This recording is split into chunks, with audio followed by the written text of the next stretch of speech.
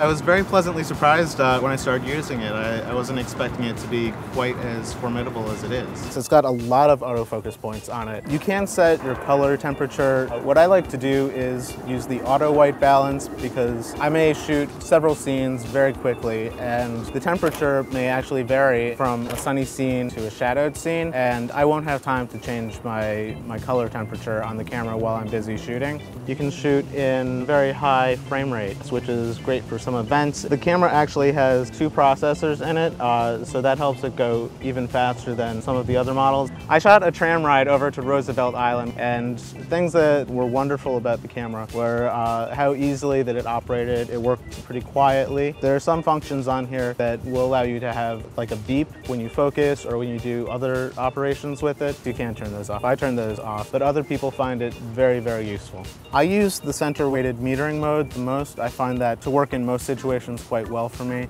The modes that I like shooting with the most are the priority modes: aperture priority, shutter priority. When I shoot with the shutter speed priority, I'm just concerned with stopping the action, and the camera can handle getting the rest of the exposure correct for me. There's 3 custom modes.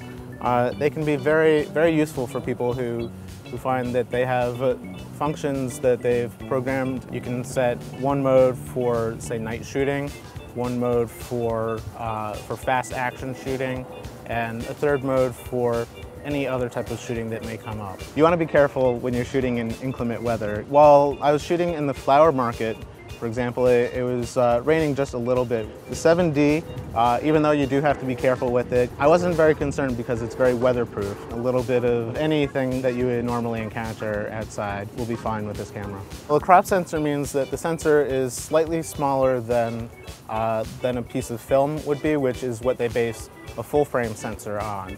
So with this, it would sound like you would get a lesser image, but you're not getting a lesser image because with the amount of megapixels and the area that you're still shooting, it still gives you a beautiful image.